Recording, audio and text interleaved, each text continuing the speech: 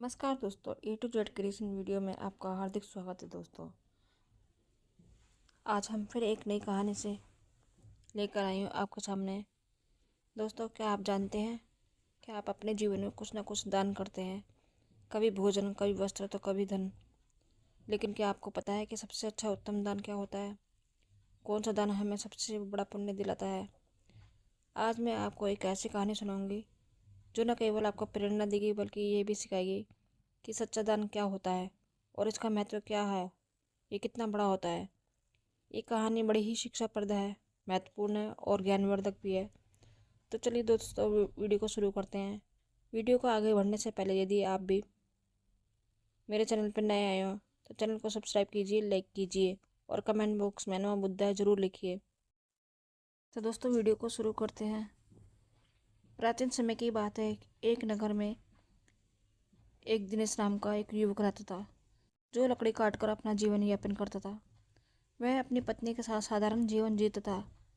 चलाऊ लकड़ी से होने वाली आमदनी पर्याप्त नहीं थी, जिससे हमेशा उसके परिवार में भोजन और कपड़ों की कमी बनी रहती थी। एक दिन परेशान होकर गुस्से में दिनेश की पत्नी उससे कहती है कि कई दिनों तक यह सिलसिला चलता रहेगा, ना कोई त्योहार होता है ना कोई खुशी। क्यों ना इस लकड़ी के काम को छोड़कर तुम नगर जाकर कोई काम कर लो।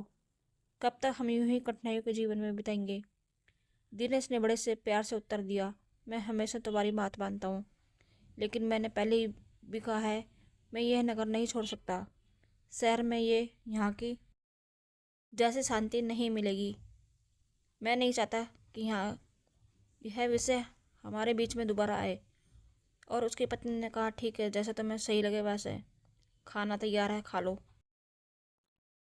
भोजन करने के बाद दिनेश लकड़ी काटने के लिए जंगल की ओर निकल पड़ा। चलते चलते वो काफ़ी दूर चला गया था। वह सोचने लगा, आज तो मैं बहुत दूर आ गया हूँ, मुझे एक बड़ा पेड़ चाहिए, लेकिन ऐसा कोई नज़र नहीं आ रहा। वहाँ एक पेड़ है पर छोटा है, चलो आज मैं इसी से काम चला लूँगा। दिनेश ने वह पेड़ काटा और सिर पर जलाऊ लकड़ी का खट रख कर नगर की ओर चलने के लिए निकल पड़ा।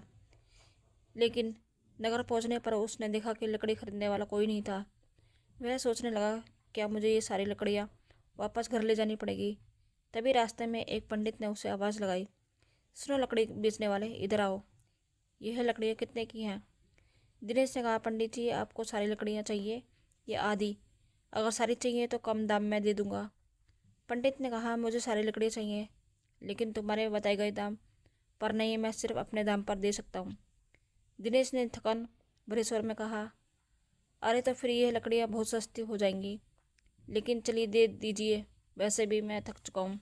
पंडित ने 50 रुपये देते हुए कहा, ये लो और लकड़ियाँ यहाँ रख दो। वैसे तुम भूखे लग रहे हो, क्या कुछ खाना खाओगे? सब तैयार है, खाना खाकर ही जाना। दिनेश ने कहा, मुझे भूख तो बहुत लग रही है, लेकिन अगर मैं खाऊंगा तो आपके लिए खाना नहीं बचेगा। रहने दीजिए, मैं घर जाकर। पंडित मुस्कुराते हुए बोले, चिंता मत करो, ये इतना खाना है कि 10 लोग और खा सकते हैं। जब भी भूख लगे यहाँ आओ, आया करो। दिनेश ने पूछा, क्या आप हमेशा ये सबको ऐसा खाना खिलाते हैं? पंडित ने उत्तर दिया, जब तक ईश्वर मुझे शक्ति देते हैं, ये करता रहूँगा। यह सब उनकी मर्जी से है। दिनेश ने कहा, ठीक है, तो मैं आज खाना यहीं पे खाऊंगा। उस दिन दिनेश ने उस पंडित के घर पर पेट भरकर भोजन किया और धन्यवाद देते हुए बोला, महाराज, आप बहुत ही दयालु हैं और नेक दिल इंसान हैं। ऐसा अच्छा काम करने में मैं आपकी मदद करता हूँ। अब से ये मैं लकड़ियाँ मुफ्त में ही दिया करूँगा। ठीक है, अब मैं चलता हूँ। पंडित ने कहा, बेटा सकुशल जाओ। दिनेश ने काटी हुई सारी लकड़ियाँ पंडित को मुफ्त में दे दी और घर की ओर निकल गया। घर पहुँचते ही उसकी पत्नी ने पूछा, इतनी देर क्यों हो गई? क्या आज लकड़ियाँ का अच्छा सौदा नहीं मिल पाया? लाओ पैसे। दिनेश ने उत्तर दिया, देखो सौदा अच्छा तो नहीं था, आज केवल 50 रुपये ही मिले थे। ये लो। उसकी पत्नी ने आश्चर्य से पूछा, क्या सच में तुम मुझे केवल 50 रुपये ही दे रहे हो? मैंने सोचा था कि आज शायद 2 गुना कमा के लाओगे, लेकिन तुमने तो आधे ही दिए हैं। इतनी देर तक तुम कहाँ थे, क्या कर रहे थे? तब दिनेश ने कहा कि मैं लकड़ियाँ बेचने ही गया था, लेकिन खरीदने वाला कोई नहीं था। फिर पास के नगर में गोविंदपुर में पंडित नाम के एक विद्वान के घर चला गया। जो भी वहाँ जाता है उसे प्यार से वो भोजन कराते हैं। ऐसे लोगों के लिए हमें कुछ करना चाहिए। उसकी पत्नी ने पूछा, हमेशा खाना खिलाते हैं? फिर तो वह बहुत अमीर होंगे, नहीं तो इतने लोगों को खाना कैसे खिलाते हैं? और तुमने उनकी मदद कैसे की? दिनेश ने कहा कि वे उतने अमीर नहीं हैं जितना तुम सोच रही हो। वे एक अच्छी भावना रखते हैं और गोविंदपुर में मंदिर के पुजारी हैं। वे अपनी मेहनत की कमाई से ही उस सबको खिलाते हैं। मैंने उनकी मदद के लिए कहा है कि मैं उनके लिए हमेशा लकड़ियाँ 50 में ही काटा कर दे दिया करूँगा। उसकी पत्नी ने कहा कि इतना ही काफ़ी है, लेकिन अगर तुम 2 गट्ठर लकड़ी नहीं काट सकते तो हर दिन 50 में घर कैसे चलेगा? मुझे बताओ। दिनेश ने उत्तर दिया कि मैं अपनी हर कोशिश करूँगा और जो भगवान की इच्छा होगी वो होगा। आज मैंने उनके घर खाना खाया, एक दिन तुम्हें भी वहाँ लेके चलूंगा। इसके बाद दिनेश ने हर दिन जलाव लकड़ी काटी और अपने वादे के मुताबिक पंडित को सिर्फ 50 रुपए में ही बेचा। एक दिन पंडित भोजन करने बैठे ही थे कि बाहर से हवाई, महाराज जी लकड़ी लेकर आया हूँ, रुपए दे दीजिए, यहाँ आकर लकड़ी ले लीजिए ताकि मैं जा सकूँ। पंडित ने बाहर आकर कहा कि दिनेश, मैं तुम्हें 50 नहीं दे सकता, तुम अपनी लकड़ी वापस ले जाओ। दिनेश ने कहा कि पैसे कल दे देना, लेकिन लकड़ी यहीं छोड़ूंगा। मुझे बहुत भूख लगी है, क्या आप मुझे भोजन दे सकते हो? वैसे भी आप सबको खिलाते हैं। पंडित ने मुस्कुराते हुए कहा कि बहुत अच्छे दिनेश, पहले अपने हाथ पैर धो लो, तब तक मैं तुम्हें भोजन की व्यवस्था करता हूँ। ने घर के अंदर जाकर अपनी पत्नी से ये बात कही। उसकी पत्नी बोली, आपने ऐसा वादा क्यों किया? हमारे घर में खाने के लिए कुछ भी नहीं है बचा है, सिवाय उस भोजन के जो मैंने अभी आपको परोसा है। पंडित की पत्नी बोली, इस समय हम दिनेश को कैसे खिलाएंगे? सारा खाना खत्म हो चुका है, क्या आपको ये नहीं पता था? पंडित बोले, अरे इसमें कौन सी बड़ी बात है, तुमने जो खाना परोसा है वह दिनेश के लिए पर्याप्त है। मैं सोच रहा हूँ कि आज उपवास कर लेता हूँ। पंडित की पत्नी बोली, मुझे बताओ तुम ऐसा कितनी बार करोगे? जब हमारे पास खुद के लिए भी पर्याप्त नहीं है तो तुम दूसरों के लिए इतना सब क्यों करते हो? ये सब कहाँ से आएगा? पंडित बोले, भगवान सब कुछ देते हैं, पहले दिनेश को भोजन परोस दो। पंडित ऐसे ही उन लोगों को भोजन कराते रहे, भले ही उनके पास समय के लिए कुछ भी न हो। एक दिन दिनेश लकड़ी काट के जंगल गया। उनने सोचा, जंगल में किनारे सारे सूखे पेड़ तो हैं, मैं पहले ही काट चुका हूँ, अब जो बचे हैं वे सारे हरे पेड़ हैं। जंगल में अंदर जाना थोड़ा मुश्किल लग रहा है, मैं इससे पहले कभी इतना अंदर नहीं गया। यहाँ जंगली जानवर भी हो सकते हैं, अगर मुझे कुछ हो गया तो मैं क्या हुआ? ये सोचकर वह जंगल के भीतर डरते डरते चला गया। वह काफ़ी दूर निकल गया, लेकिन कोई उपयुक्त पेड़ नहीं मिला। अचानक उसे एक पेड़ बड़ा दिखाई दिया। उसने सोचा, ये शाखा तो काफ़ी मजबूत है, इसे काटो तो 3 गट्ठर लकड़ी बन जाएंगे। पहले ही बहुत देर हो चुकी है, ये सोचकर दिनेश उस पेड़ पर चढ़ गया। वह उस शाखा पर बैठ गया और उसी को काटने लगा। शाखा बहुत बड़ी थी, इसलिए कटने के बाद वह बगल के पेड़ के और एक छोटे टीले के पास गिर गई।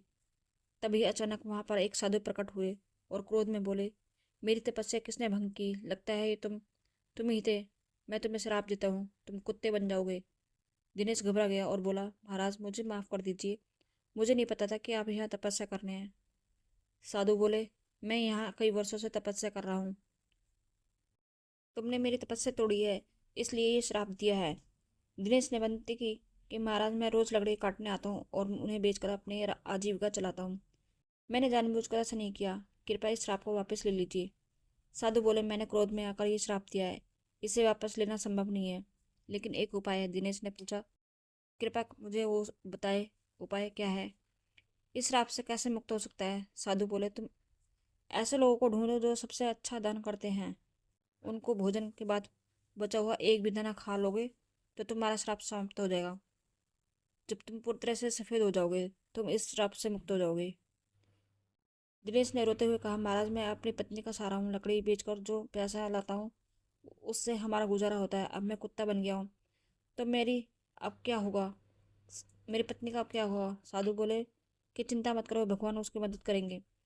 जब तुम्हारा श्राप टूटेगा तब तुम्हारा जीवन सुखी हो जाएगा, धन्य धन्य से भरा होगा और तुम्हें हर कष्ट से मुक्ति मिलेगी। यह कहते ही साधु वहां से चले गए। दिनेश साधु के श्राप के कारण कुत्ते में बदल गया और दिनेश साधु से कहता है कि मुझे इजाज़त दीजिए महाराज। इतना कहकर वह श्राप से छुटकारा पाने के लिए यात्रा पर निकल पड़ता है। वह सोचने लगता है कि जैसे साधु ने कहा था, मुझे सबसे अच्छा दान देने वाला कहाँ मिलेगा, मेरी समझ में कुछ नहीं आ रहा। पंडित जी वे बड़े ही उदार और नेक दिल के व्यक्ति हैं। अब मैं सबसे पहले उन्हीं के पास जाता हूँ। रुपेश कुत्ते के रूप में पंडित के घर पहुंचा। पंडित अपनी पत्नी से कहते हैं, चलो अच्छा हुआ आज मैं बिना किसी बाधा के सभी मेहमानों को भोजन खिला पाया। सच में भगवान की कृपा है। पंडित के भोजन कर लेने के बाद उनकी पत्नी ने बचे हुए वन को बाहर फेंक दिया। रुपेश कुत्ते के रूप में वहां पहुंचा और पंडित के बचाए हुए भोजन को खा लिया। खाने खाते ही उसका आधा शरीर सफेद हो गया और दिनेश खुशी से कहता है कि मुझे पता था कि पंडित जी बहुत ही दयालु व्यक्ति हैं। मुझे आधे श्राप से मुक्ति मिल गई, लेकिन पूरी तरह मुक्त होने के लिए मुझे किसी और को ढूंढना होगा। यह सोचते हुए दिनेश आगे बढ़ता है। वह कहता है कि अगर मैं इस श्राप से मुक्त हो गया तो मैं सुख समृद्धि और शांति के साथ जीवन जीऊंगा। भले ही मैं कितनी भी साल लकड़ी काटता रहूं, इतना बड़ा कभी नहीं बन सकता। मुझे साधु महाराज को धन्यवाद देना चाहिए। इतना कहकर दिनेश दूसरे व्यक्ति की तलाश में निकल पड़ा। एक दिन वह मदन नाम के एक युवक के हल चलाते जोतते हुए देखता है। दिनेश कुत्ते के रूप में उसके घर के सामने बैठ जाता है। तभी राजू नाम का एक व्यक्ति वहां से गाय लेकर आता है। वह कहता है कि मदन बहुत ही नेक इंसान है। वह सिर्फ मुझे ही नहीं, कई और लोगों को भी गाय दान कर रहा है। ऐसे व्यक्ति को आशीर्वाद मिलना चाहिए। दिनेश ये सुनकर सोचता है कि वह आज मुझे श्राप से मुक्ति मिल जाएगी। मदन भी पंडित जी के जैसे ही दयालु होंगे। अब देखता हूँ वह कब भोजन करते हैं। दिनेश वहाँ बहुत देर तक इंतजार करता रहा। मदन ने जब भोजन किया और पत्तल को बाहर फेंक दिया तो दिनेश तुरंत उस पत्तल पर बचा हुआ खाना खा लेता है। लेकिन ये देखकर वह हैरान रह जाता है कि वह कहता है, अरे मेरे शरीर का रंग ही नहीं बदला। मदन ने तो गाय का दान भी किया था, फिर भी ये क्यों नहीं हुआ? मुझे कुछ समझ नहीं आ रहा। थोड़ी देर बाद दिनेश वापस पंडित जी के घर के बाहर आकर बैठ गया और वहाँ उसने दो युवकों को बात करते हुए सुना। पहला युवक बोला, अरे सुनील, आज संतोष ने फिर गाय का दान किया। दूसरा युवक बोला, हाँ, वह चाहे तो कितना भी बड़ा दानी दिखे, लेकिन हमेशा नगर के बाहर लोगों को ही बुलाकर दान देता है। सच जानोगे तो हैरान रह जाओगे। उसकी सारी गाय 2 महीने से ज्यादा दूध नहीं देती। पहला युवक चौंक कर बोला, क्या? अगर वह ऐसे करता है तो उसे अवश्य ही पाप लगेगा। सेठ की तरह कोई और नहीं कर सकता। वह एक महान दानी है। एक हफ्ते से खाना बांट रहे हैं और कल आखिर दिन अन्य दान के साथ वस्त्र दान भी करेंगे। सेठ जी खुद वहाँ सबके साथ एक हफ्ते में खाना खा रहे हैं। कभी उनके जैसा परोपकारी देखा है कहीं? अरे यह तो कुछ भी नहीं। उन्होंने हमारे नगर में अच्छी सड़कें बनवाई हैं, हर जगह कुएं और तालाब खुदवा दिए हैं। सच में उन्होंने हमारे लिए बहुत कुछ किया है। ऐसा धर्मात्मा मैंने कभी नहीं देखा। ये बातें सुनकर रुपेश बहुत खुश हुआ और उसके मन में विचार आया, अब तो तय है कि मुझे श्राप से मुक्ति मिल जाएगी। मुझे तुरंत सेठ जी के पास जाना चाहिए। वह राजमहल में नहीं बल्कि लोगों के साथ खाना खा रहे हैं। इस अवसर का लाभ उठाना चाहिए। अगले ही दिन दिनेश उस जगह पहुंच गया जहाँ सेठ जी भोजन करा रहे थे। वहाँ उसने सेठ को कपड़े बांटते हुए देखा। वह सोचने लगा, सेठ जी कितने महान हैं और वह भोजन देने के साथ साथ सभी को वस्त्र भी बांट रहे हैं। मैं जिन अच्छे लोगों को ढूंढ रहा था, निश्चय ही ये वही व्यक्ति है। मुझे उनके भोजन के बाद इंतजार करना होगा। सेठ जी के भोजन करने के बाद सैनिक उस पत्ते को बाहर फेंक देते हैं जिसमें सेठ ने खाना खाया था। ये देखकर दिनेश वहां गया और उसने पत्ते में से बचा हुआ खाना खा लिया, लेकिन ये देखकर वह चौंक गया। उसने कहा, अरे ये क्या हुआ? इतना महान दानी सेठ होने के बाद भी, भोजन करने के बाद भी मेरा रंग नहीं बदला। यह श्राप तो किसी दूसरी वजह से लग रहा है। मुझे तुरंत उस साधु के पास जाना चाहिए जिन्होंने मुझे ये श्राप दिया। दिनेश उस स्थान पर पहुंचता है जहाँ साधु मौजूद थे। वह साधु को प्रणाम करता है और साधु उसे निराश देखकर पूछते हैं, क्या हुआ दिनेश? ऐसा लगता है कि तुम्हें अभी तक केवल एक ही सही व्यक्ति मिला है। तुम्हारा केवल आधा रंग ही बदला है। क्या तुम्हें और कोई नहीं मिला? श्राप मिले हुए भी काफ़ी समय हो गया है। दिनेश कहता है कि मुझे तो शक है, पंडित जी का खाना खाकर मैं आधा सफ़ेद हो गया। इसके बाद मैंने उनसे भी बड़े दानी लोगों को देखा, लेकिन उनके खाने का कोई असर नहीं हुआ। साधु थोड़ी देर तक रुककर बोलते हैं, इसमें आश्चर्य की बात नहीं है।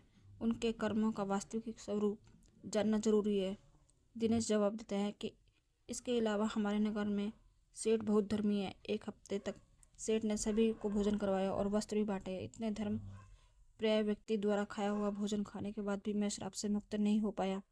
इसमें कुछ रहस्य जरूर है। दिनेश ने साधु से कहा, मुझे कुछ समझ नहीं आ रहा है महाराज, कृपया आप ही बताइए। साधु ने कहा, दिनेश, जिन जिन लोगों को तुमने देखा उनमें से किसी का दान सच्चा दान नहीं था। मदन ऐसी चीज दान कर रहा था जिनसे उसकी कोई जरूरत नहीं थी। अगर उसे उनकी जरूरत होती तो वह उन्हें कभी दान नहीं करता। और सेठ जो कुछ भी दान देता है उससे दान नहीं माना जा सकता, क्योंकि वह खुद ही नहीं कमाता। वह तुम्हारे जैसे लोगों द्वारा दिए गए कर्ज के मुनाफे का उपयोग राज्य के लोगों पर करता है। साधु ने कहा, कल के दान में जो भोजन और वस्त्र बांटे गए वे भी कर्ज के मुनाफे से ही आए थे। इसलिए सेठ द्वारा किया गया दान दान नहीं माना जाएगा। वह सिर्फ लोगों का पैसा लोगों पर खर्च कर रहा है। ऐसे में राजा के भोजन का तुम्हारे श्राप पर कोई असर नहीं हो सकता। समझ लो, सही दान वही था जो पंडित ने भूखे को भोजन देकर किया। भले ही उन्होंने खुद नहीं खाया, लेकिन उनका दान ही श्रेष्ठ था। इसलिए तुम्हें और प्रयास करना होगा। तुम श्राप से मुक्ति के करीब हो। दिनेश ने कहा, समझ गया महाराज, धन्यवाद। और उदास मन से दिनेश वहां से चल पड़ा। उसने सोचा, बाप रे, कितना दूर आ गया हूँ, लेकिन भूख लगी हुई है। अच्छा होगा कि पास के कुछ खाने के लिए मिल जाए। तभी उसने देखा कि एक किसान घड़े में पानी लेकर जा रहा था। पास में खड़े दो युवक आपस में बातें कर रहे थे। उस किसान को देख रहे थे। वह रोज इस धूप में इस पानी से भरे मटके से गुजरने वाले को घड़े में से पानी पिलाता है। वह बूढ़ा आदमी 90 साल से अधिक का लगता था, फिर भी उनका काम काबिले तारीफ है। थोड़ी देर में किसान ने खाना निकाला और खाने लगा। भूखे दिनेश को देखकर किसान ने अपने भोजन में से कुछ लिया और उसे दे दिया। जैसे ही दिनेश ने वह भोजन खाया, उसका श्राप समाप्त हो गया और वह वापस इंसान बन गया। उसने किसान को धन्यवाद दिया और खुशी खुशी वापस लौट आया। उसने सोचा, सचमुच दान कभी छोटा या बड़ा नहीं होता। भूख मिटाने वाले पंडित और प्यास बुझाने वाला इस किसान जैसा होना ही सच्चा दान है। सबसे अच्छा दान वही है जो अपने स्वार्थ की बजाय दूसरों की मदद के लिए किया जाए। चलते चलते दिनेश अपनी पत्नी के पास नगर पहुंचा और खुशी से रहने लगा। उधर पंडित ने इतने दान कर दिया था कि उसके पास खाने को भी कुछ नहीं रह गया था। जब उसकी पत्नी ने उससे कहा कि पास के नगर में एक राजा रहते हैं जो पुण्य को खरीद लेते हैं, आप उनके पास जाकर अपना कुछ पुण्य बेचकर पैसे ले आइए ताकि हमारा काम चल सके। पंडित ने पहले तो मना कर दिया, लेकिन पत्नी के बार बार कहने पर वह जाने को तैयार हो गया। उसकी पत्नी ने उसके खाने के लिए 4 रोटियां बनाकर दी। पंडित अपने घर से चल दिया। जब वह नगर के समीप पहुंचा तो उसने एक तालाब देखा। वहां स्नान आदि कर्मों से निर्वृत्त होकर वह रोटियां खाने के लिए बैठा ही था कि एक कुतिया उसके सामने आ गई। कुतिया ने जंगल में बच्चों को जन्म दिया था। 3 दिन से वो कुतियों और बच्चों भूखे थे। भारी बारिश के कारण वह बच्चों को छोड़कर कहीं भी जा नहीं सकती थी। पंडित ने कुत्ते को भूखा देखा तो अपने भोजन में से एक रोटी उसे दे दी। कुतिया ने रोटी खा ली, फिर उसने दूसरी रोटी दी जिसे कुतिया ने खा ली। इस तरह पंडित ने एक एक करके अपनी चारों रोटियां कुतिया को खिला दी। कुतिया तृप्त हो गई और लेकिन पंडित खुद भूखा रह गया और वह वहां से चल पड़ा। पंडित राजा के पास पहुंचा और कहा, मैं अपना पुण्य बेचने आया हूँ। राजा ने कहा कि आप दोपहर के बाद आइए। राजा ने अपनी पत्नी से पूछा कि एक विद्वान वहाँ है जो अपना पुण्य बेचने चाहता है। तुम्हारे अनुसार उसके पुण्य में से कौन सा पुण्य सबसे बड़ा है जिसे मैं खरीदूं? जो आज उसने अपने जंगल में एक बच्चों वाली कुतिया को रोटी खिलाकर कमाया है, वही पुण्य अच्छा है। पत्नी की ये बात सुनकर राजा पंडित के पास पहुंचा और बोला, आप कौन सा पुण्य मुझे देंगे? पंडित बोला, आप कौन सा पुण्य लेना चाहते हैं? राजा ने कहा कि आज आपने जो यज्ञ किया हम उसी का पुण्य लेना चाहेंगे। पंडित ने कहा, मैंने आज कोई यज्ञ नहीं किया, मेरे पास इतना धन ही नहीं है कि मैं यज्ञ कर सकूं। राजा ने उत्तर दिया कि आपने आज तालाब किनारे एक भूखी कुतिया को 4 रोटियां खिलाई हैं, हम वही पुण्य खरीदना चाहते हैं। पंडित ने पूछा, उस समय तो वहाँ कोई नहीं था, आपके आपको कैसे पता चला? राजा ने कहा कि मेरी पत्नी पतिव्रता है, उसने ये सब देखा और मुझे बताया। पंडित ने कहा, अच्छा, लेकिन इसका मूल्य क्या देंगे? राजा ने कहा, आपकी रोटियां जितने वजन की हों जो कुछ भी था उतने ही वजन के हीरे मोती तोल कर दूंगा। पंडित ने सहमति दे दी। राजा ने रोटियों के वजन की बराबरी के लिए तराजू में हीरे और मोती रखवा दिए, लेकिन जितने भी रत्न रखे गए, रोटी वाला पलड़ा ऊपर ही नहीं उठा। राजा ने कहा, और रत्न लेकर आओ। और पंडित ने अपने पुण्य का ऐसा प्रभाव देखा तो उसकी आंखें खुल गई। उसने कहा, राजा जी, मैं अभी ये पुण्य नहीं बेचूंगा। राजा बोला, जैसी आपकी इच्छा। पंडित वहां से चला गया और वह उसी तालाब के पास पहुंचा जहां उसने कुतिया को रोटियां खिलाई थी। वहां से उसने कुछ चमकते हुए कंकड़, पत्थर और कांच के टुकड़े उठाए, उन्हें एक कपड़े में बांधा और अपने घर लौट आया। घर पहुंचकर उसने अपनी पत्नी से कहा, इस पोटली को भोजन करने के बाद खोलना। इतना कहकर वह बाहर चला गया। पत्नी के मन में पोटली खोलने की उत्सुकता हो रही थी। उसने पोटली खोली तो उसमें हीरे, पन्ने और माणिक्य चमक रहे थे। वह बेहद प्रसन्न हुई और थोड़ी देर के बाद जब पंडित वापस आया तो उसकी पत्नी ने पूछा कि इतने सारे हीरे पन्ने कहाँ से लेकर आए। पंडित ने कहा, क्यों मजाक कर रही हो। पत्नी बोली, मजाक नहीं कर रही, मैंने खुद पोटली खोलकर देखी है। उसमें तो ढेर के ढेर बेशकीमती हीरे पन्ने भरे पड़े हैं। पंडित बोला, मुझे लाकर दिखाओ। पत्नी ने पोटली को उसके सामने रख दिया। वह उन्हें देखकर चकित रह गया। उसने समझा कि ये सब उसी पुण्य का प्रभाव है जो उसने कुतिया को रोटियां खिलाने से प्राप्त हुआ है। फिर उसे यात्रा का सारा वृतांत अपनी पत्नी को सुनाया। उसने बताया कि किस प्रकार होता है। राजसी और तामसी दान का फल सीमित। एक भूखी कुतिया और उसके बच्चों को रोटियां देने के कारण ये चमत्कार हुआ है। उसने ये भी कहा कि ये सब भगवान की कृपा और दया की है परिणाम है। पंडित ने अपनी पत्नी से कहा कि ये भगवान का संदेश है कि जरूरतमंद की मदद करना सबसे बड़ा पुण्य है। जो व्यक्ति दुखियों और अभावग्रस्त लोगों की सहायता करता है उसे ईश्वर अनंत गुणा फल प्रदान करते हैं। तो दोस्तों, आज के समय समाज में कई लोग दान सिर्फ अपने मान सम्मान और प्रतिष्ठा के लिए करते हैं। वह इसे एक सामाजिक दिखावे के रूप में अपनाते हैं। ऐसे दान से ना तो सच्चा पुण्य मिलता है और ना ही इसका समाज में कोई दीर्घकालिक प्रभाव होता है। और कभी कभी यह व्यक्ति को गर्व और अहंकार की ओर ले जाता है। जैसे इस कहानी में पंडित ने अपनी भूख की परवाह के लिए बिना कुतिया और उसके बच्चों को 4 रोटियां, उसने सोचा भी नहीं था कि उसका ये छोटा सा त्याग इतना बड़ा फल देगा। ये कथा ये भी बताती है कि जरूरतमंद की सहायता करना असली अवसर वही होता है जब वह वास्तव में संकट में हो। आपदा के समय दिया गया हो थोड़ा सा सहयोग भी अनमोल हो सकता है। यह न केवल पीड़ित व्यक्ति के जीवन को बदलता है बल्कि दाता के जीवन में भी सकारात्मक परिवर्तन लाता है। दान का उद्देश्य मानवता को एक प्रोत्साहित करना और समाज को जोड़ना है। जब कोई व्यक्ति त्याग की भावना से प्रेरित होकर दान करता है तो वह अपने आत्मा को शुद्ध करता है। यह त्याग मनुष्य को अहंकार से मुक्त करता है और इसे ईश्वर के समीप ले जाता है। इस कहानी में पंडित का अनुभव ये सिखाता है कि भगवान की कृपा से छोटे छोटे कार्य भी महान फल दे सकते हैं। कंकड़ पत्थर भी भगवान की कृपा से हीरे और माणिक बन सकते हैं। यही संदेश है कि सच्चा पुण्य त्याग और निस्वार्थ सेवा में है। हर मनुष्य को ये प्रयास करना चाहिए वह अपनी क्षमता के अनुसार जरूरतमंदों की मदद करे। अनाथ, विकलांग, विधवा, भूखे और प्यासे लोगों की सेवा करना ही सच्चा धर्म है। इससे समाज में शांति और समृद्धि आती है। तो दोस्तों, आपको इस कहानी से क्या सीख मिली कि अवश्य बताएं। अगर कहानी अच्छी लगी हो तो लाइक शेयर करके चैनल को सब्सक्राइब जरूर करें। धन्यवाद दोस्तों।